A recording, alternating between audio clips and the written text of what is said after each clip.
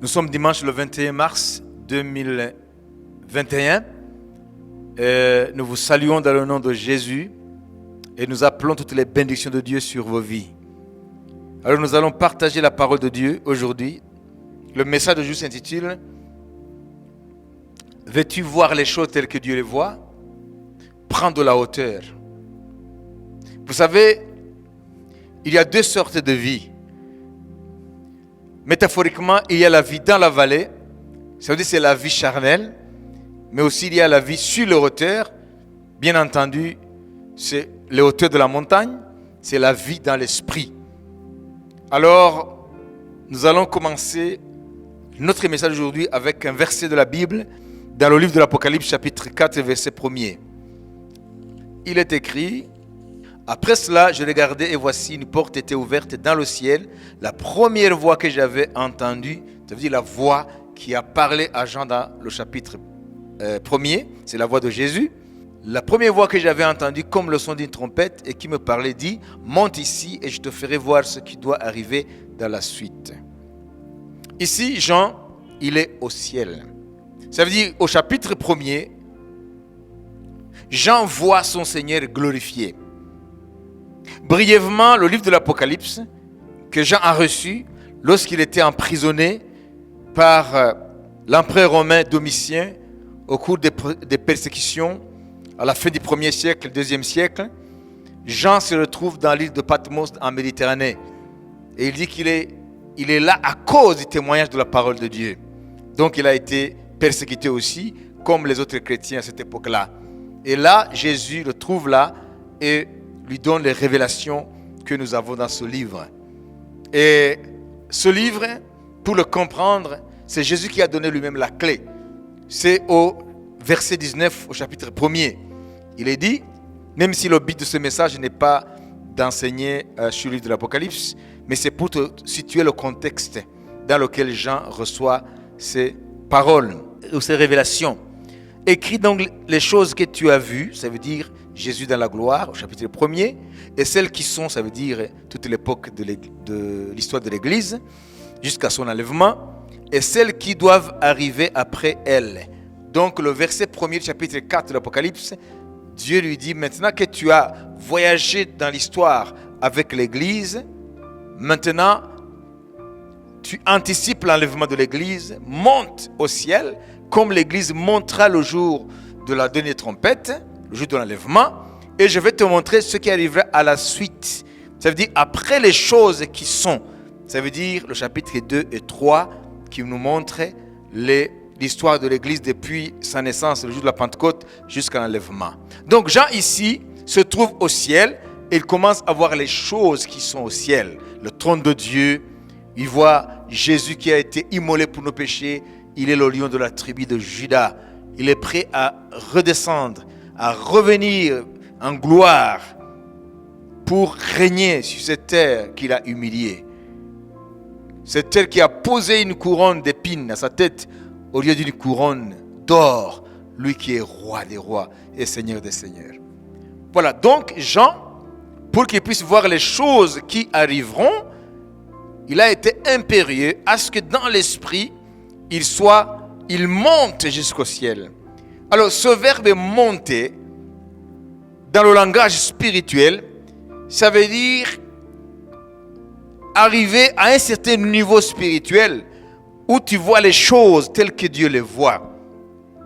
Et nous savons par exemple que lorsque Jésus a voulu montrer à ses 3 disciples, Pierre, Jacques et Jean, il a fallu que Jésus les fasse monter jusqu'au sommet d'une montagne en Galilée. C'est une montagne qui s'appelle le mont Tabor. J'y ai été en 2019. C'est une montagne physique qui est là. Alors, c'est au sommet de cette montagne où Jésus s'est transfiguré devant les yeux de ses 3 disciples. Et Moïse et Élie leur ont apparu aussi, l'un à gauche et l'autre à droite de Jésus. Et ils ont entendu une voix qui a témoigné pour Jésus. Celui-ci est mon fils bien-aimé en qui j'ai mis toute mon affection. Écoutez-le. Et après, Moïse a disparu, Élie aussi. Jésus est resté seul. Vous voyez, pour que Jésus leur donne la révélation de son identité, de ce qu'il est, de sa gloire, il a fallu qu'il le fasse monter sur les hauteurs jusqu'au sommet de la montagne. Ça veut dire, spirituellement parlant, il y a la vie naturelle que nous menons chaque jour dans ce monde, avec nos sens physiques, mais il y a aussi la vie de l'esprit. Mais pour vivre dans l'esprit, il faut qu'il y ait cette dynamique de pouvoir quitter spirituellement le regard naturel, le regard que nous avons chaque jour, la façon dont nous voyons les choses chaque jour, la façon dont nous nous comportons chaque jour, pour maintenant être spirituellement à un autre niveau. Chaque niveau de l'esprit correspond à un niveau de connaissance des choses de Dieu. Il y a des choses que tu ne peux jamais connaître, les choses de Dieu, si tu es dans la vallée. Souvenez-vous aussi que le diable aussi a des hauteurs.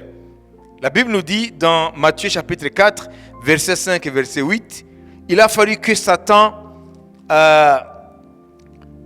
invite Jésus, ou prend Jésus sur les hauteurs pour lui montrer ce qu'il voulait lui montrer. Là, Matthieu chapitre 4, verset 5 et verset 8, il est écrit: le diable le transporta dans la ville sainte et le plaça sur le haut du temple. Verset 8, le diable le transporta encore sur une montagne très élevée, lui montra tous les royaumes du monde et leur gloire. Pourquoi est-ce que Dieu, pour parler à quelqu'un, pour lui montrer ce qu'il veut lui montrer, Dieu le prend sur les hauteurs? Il a fallu qu'Abraham aille jusque sur les hauteurs du mont Morija pour le sacrifice, mais aussi pour entendre les promesses de Dieu, qui sera le Père de l'unité des nations, quand lui, à sa postérité, seront bénis toutes les nations de la terre. Il a fallu que Salomon, pour que Dieu lui parle, aille sur les hauteurs de Gabaon. Alors il a fallu aussi le diable, pour parler à Jésus, qu'il le transporte jusque sur les hauteurs. Pourquoi? C'est parce que symboliquement, les hauteurs révèlent le niveau de l'esprit. Ça veut dire qu'il y a la vie dans la chair, qui est considérée comme la vie dans la vallée. Et souvenez-vous, qu'est-ce qu'il y a dans la vallée? Il suffit de lire le psaume 23. Nous pouvons comprendre métaphoriquement ce que la vallée symbolise, représente. Lorsque nous lisons le psaume 23, le premier verset, nous lisons ceci: l'Éternel est mon berger, je ne manquerai de rien. Il me fait reposer dans les verts pâturages, il me dirige près des eaux paisibles, il restaure mon âme, etc., etc. Et au verset 4, quand je marche dans la vallée de l'ombre de la mort, je ne crains aucun mal, car tu es avec moi, ta houlette et ton bâton me rassurent. La vallée de l'ombre de la mort. Dans la vallée, c'est le règne de la mort. Et la Bible nous révèle que notre monde physique, spirituellement parlant, c'est un monde rempli de ténèbres. Parce que quand nous lisons Ésaïe chapitre 9, on nous parle des peuples qui marchent dans les ténèbres et qui vivent, ces peuples, dans la région de l'ombre de la mort. Dans Ésaïe chapitre 9, nous lisons aussi ces paroles que je viens de vous citer. Il est écrit: le peuple qui marchait dans les ténèbres voit une grande lumière. Sur ceux qui habitaient le pays de l'ombre de la mort, une lumière resplendit. C'est-à-dire Jésus qui est venu comme une lumière dans notre monde, en quittant son ciel de gloire, métaphoriquement, il est descendu des hauteurs de la montagne de l'Éternel, de la Sion céleste. Il est descendu jusque dans la vallée, Notre monde, spirituellement parlant, c'est une vallée. Alors il est venu apporter la lumière à ce peuple qui marche dans les ténèbres, à ces peuples qui vivent dans la région de l'ombre de la mort. Voilà pourquoi Jésus dira, je suis venu dans ce monde comme une lumière, afin que quiconque croit en moi reçoive la lumière de la vie. Ne marchez pas dans les ténèbres. Donc, lorsque nous vivons dans notre monde naturel, nous vivons dans la vallée couverte de ténèbres et d'ombre de la mort.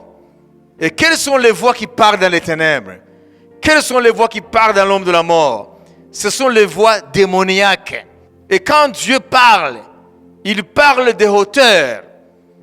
La voix de Dieu retentit à partir du sommet de sa montagne. Vous savez, lorsque Dieu a convoqué Israël, les Hébreux, lorsqu'ils quittaient l'Égypte, il les a convoqués dans le désert de Sinaï. Il a parlé du haut de la montagne. Sa voix a retenti depuis le sommet du mont Sinaï. Alors aujourd'hui, Dieu nous interpelle. Il interpelle son peuple. Il interpelle ses enfants. Si vous voulez voir les choses telles que je les vois, si vous voulez avoir les yeux spirituels, les oreilles spirituelles, pour vivre avec ma sagesse dans ce monde qui se meurt, vous avez obligatoirement besoin de quitter la vie de la vallée, mais de monter sur les hauteurs. Vous devez prendre de la hauteur dans l'esprit pour que vous puissiez voir les choses telles que je les vois. Lorsque on décrit ce monde sur le plan physique, avec l'intelligence charnelle, avec un regard charnel, on va vanter les mérites de la technologie et de la science. Mais lorsque Dieu parle de ce monde, il ne parle pas en termes humains. Il parle comme Dieu qui voit les choses différemment. Dieu, en parlant du monde, il ne va pas vanter les progrès de ce monde. Parce que Dieu n'est pas épaté par nos prouesses scientifiques, technologiques. Son monde sur le plan spirituel, c'est un monde qui est dans le chaos. C'est un monde qui est dans les ténèbres. C'est un monde qui est entouré des ténèbres de la mort. L'ombre de la mort. Les gens sont encore en vie dans leur chair, dans leur corps, mais spirituellement parlant, ils sont morts. Alors aujourd'hui, Dieu nous dit, il faut que mon peuple, tu te réveilles. Vous savez, Paul a écrit aux Éphésiens, réveille-toi, toi qui dors parmi les morts, afin que Christ éclaire. Dans la vallée, là règne la mort, là règne les ténèbres. Et le maître des ténèbres, c'est Satan. Le maître des ténèbres, c'est Satan et ses démons. Et aujourd'hui, le peuple de Dieu a perdu son regard spirituel. Le peuple de Dieu a perdu le regard de Dieu. Les chrétiens ne voient plus les choses telles que Dieu les voit. Les chrétiens aussi courent après les séductions du diable. Et aujourd'hui, Dieu nous dit, si vous voulez regarder les choses telles que je les vois, impérativement, vous devez prendre la hauteur. Celui qui est au sommet de la montagne, il voit ce que celui qui est dans la vallée ne voit pas. Et quelles sont les conditions pour que nous puissions monter sur les hauteurs, pour que nous puissions prendre de la hauteur par rapport aux choses terrestres, par rapport au train-train de la vie, par rapport à la manière de vivre des hommes. Qu'est-ce qu'il faut faire? Vous savez, dans le psaume 24, verset 3 jusqu'au verset 6, on nous parle de ceci. Dieu pose les conditions pour quelqu'un qui veut monter sur les hauteurs de sa montagne. Qui pourra monter à la montagne de l'Éternel? Qui s'élèvera jusqu'à son lieu saint? Qui pourra monter à la montagne de l'Éternel? Qui s'élèvera jusqu'à son lieu saint? Celui qui a les mains innocentes. Celui qui a les mains innocentes. Est-ce qu'aujourd'hui, il y a beaucoup qui ont les mains innocentes? Beaucoup de mains sont souillées par le péché. Et deuxième condition, celui qui a le cœur pur.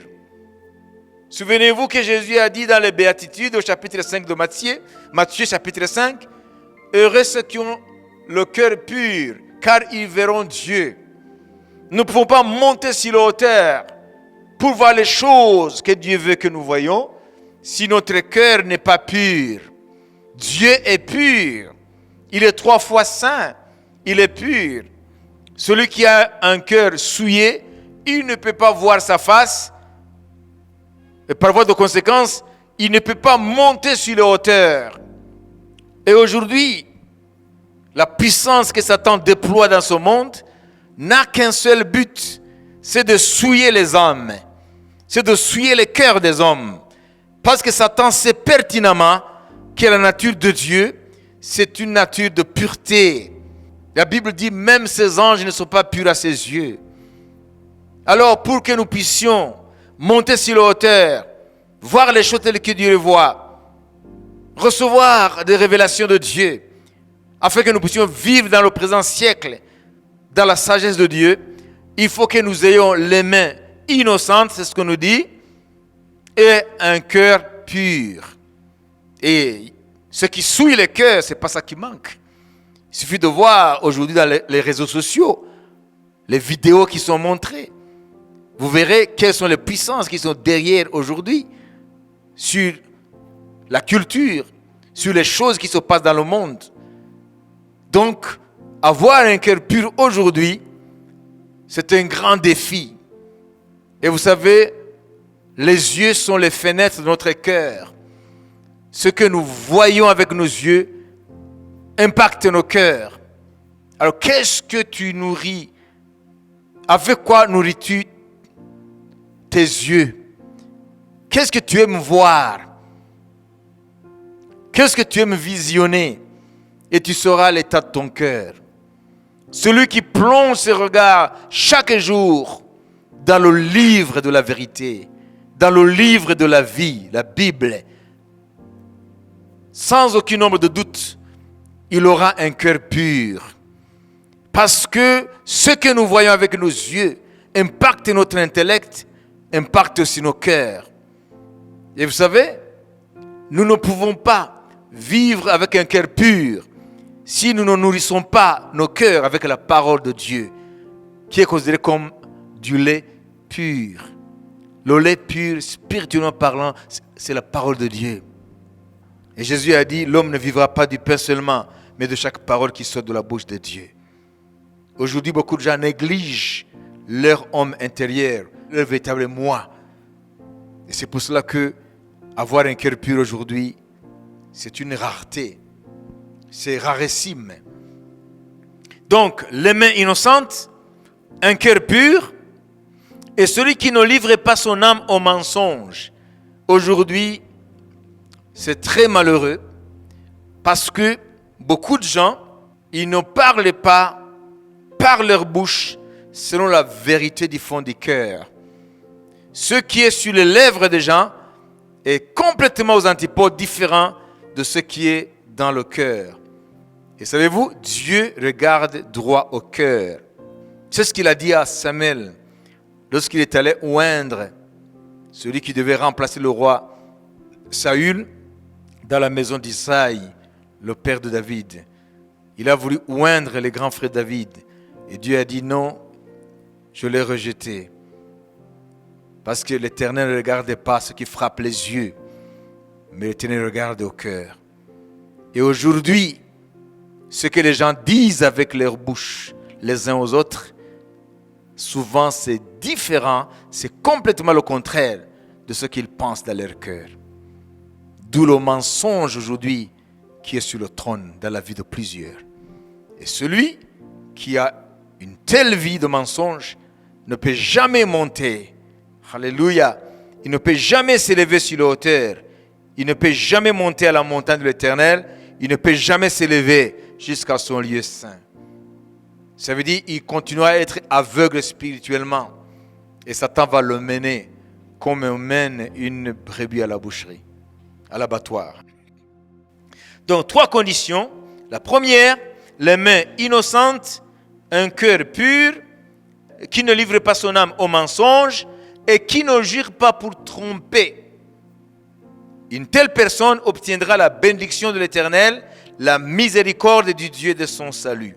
Là, nous trouvons les conditions sine qua non pour que nous puissions monter sur la hauteur de Dieu. Arriver jusqu'à son lieu saint. Pour que nous puissions voir les choses telles que Dieu les voit. Pour que nous puissions voir ce monde avec d'autres yeux, les yeux spirituels, les yeux de Dieu. Pour que nous puissions entendre sa voix, il faut que nous quittions la vallée, c'est-à-dire la vie charnelle, la vie de la chair, pour que nous puissions monter spirituellement, transportés par l'Esprit de Dieu, jusque sur les hauteurs et continuer jusqu'à arriver au sommet de la montagne de l'Éternel, en ce lieu saint. C'est là où Dieu nous montre les choses. Non seulement les choses d'aujourd'hui, même les choses à venir. Alors, je conclurai ce message en vous disant que chaque fois que Dieu veut parler, veut montrer des grandes choses à son peuple, il fait monter ceux à qui il veut confier ces choses, il les fait monter sur les hauteurs. Alors, si tu veux voir les choses telles que Dieu les voit, si tu veux entendre ce que Dieu dit aujourd'hui, il te faut absolument prendre de la hauteur. Il te faut quitter la vallée spirituellement dans laquelle des milliards d'individus vivent aujourd'hui pour que tu puisses accéder aux réalités spirituelles de Dieu. Les choses telles que nous les voyons aujourd'hui sont différentes de la façon dont Dieu les voit. Et vous savez, Satan, il est le maître de nous vendre de l'artifice. Ça veut dire que Satan a une puissance de séduction telle que l'humanité presque tout entière est séduite par le diable. C'est ce que nous lisons dans l'Apocalypse, que Satan séduit toutes les nations parce que ces nations sont dans la vallée. C'est une position spirituelle des uns et des autres. Les uns sont dans la vallée, mais ceux qui ont entendu Dieu les appeler et qui ont accepté de monter, ces gens-là, Dieu les a fait monter sur les hauteurs dans le monde de l'esprit. Et ils voient les choses telles que Dieu les voit et ils entendent les conseils du Très-Haut. Il est écrit dans l'Apocalypse, chapitre 20, verset 10, « Et le diable qui les séduisait fut jeté. » Ça veut dire que le diable séduisait les nations. Le diable séduit les nations. Donc l'Apocalypse nous parle de la séduction du diable. Et lorsque nous lisons aussi au chapitre 12, il est dit, nous avons vaincu par le sang de l'agneau et par la parole de notre témoignage. Ça veut dire nous, les chrétiens. Il est dit que le diable, qui est celui qui séduit toute la terre, lorsqu'il sera précipité dans le feu éternel, il sera précipité avec lui tous les individus qu'il aura séduits. Donc la séduction du diable a de l'effet uniquement à ceux qui vivent dans la vallée. Mais le diable n'a pas d'accès pour ceux qui sont sur les hauteurs, parce qu'il domine les puissances qui règnent dans la vallée.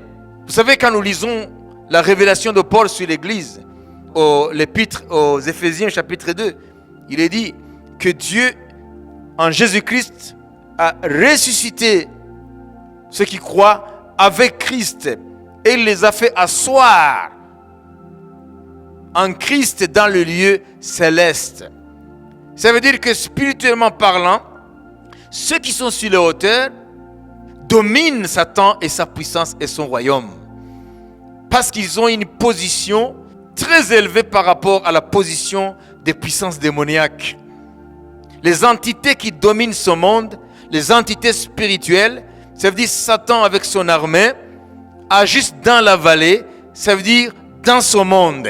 Mais pour nous qui sommes en Christ et qui suivons Jésus, nous qui vivons de la parole de Dieu quotidiennement, nous sommes sur les hauteurs. Nous surplombons la vie dans la vallée. Ça veut dire nous parlons du haut des cieux. Nous parlons du sommet de la montagne. C'est pour cela que notre parole est une parole d'autorité. Parce que Satan et sa puissance dominent ceux qui vivent dans la vallée. Et par Jésus-Christ, Dieu nous a ressuscités avec Christ. Nous avons quitté la vallée de l'ombre de la mort. Nous avons quitté la vallée où règne l'ombre de la mort, où règnent les ténèbres, où sont les démons, où on entend les voix démoniaques. C'est pour cela que le monde entier suit le diable. C'est pourquoi le monde entier sous la puissance du malin. Écrit Jean dans la première épître de Jean au chapitre 5 au verset 19. Parce que ce monde est sous la puissance du malin. Ce monde est dominé par les ténèbres. Ce monde est couvert par l'ombre de la mort. Et Jésus nous a tirés de la vallée. Il a quitté son ciel de gloire, Jésus. Il est descendu dans notre vallée. Et il nous a fait sortir de la vallée. Et il nous a fait grimper avec lui la montagne. Alléluia. Et il nous a fait asseoir dans le lieu très élevé. En Dieu, nous sommes avec Christ. Et nous sommes dans le lieu très élevé de Dieu. Nous sommes aujourd'hui dans les demeures de Dieu spirituellement parlant. Et c'est pour cela qu'aujourd'hui, Dieu veut que tu prennes conscience de ces deux réalités. La réalité dans la vallée et la réalité sur les hauteurs. Veux-tu entendre la voix de Dieu? Veux-tu voir les choses telles que Dieu les voit?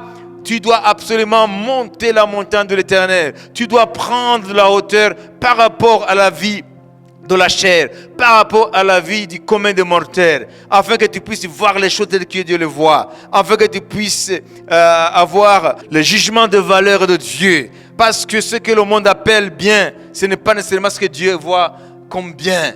Parce que le langage de Dieu est différent du langage du monde. Le regard de Dieu est différent du regard du monde. Alors aujourd'hui, si tu veux vivre une vie comblée, une vie abondante en Christ, tu dois entendre la voix de Dieu qui parle à partir des hauteurs, qui parle à partir du sommet de la montagne de Dieu. Alléluia.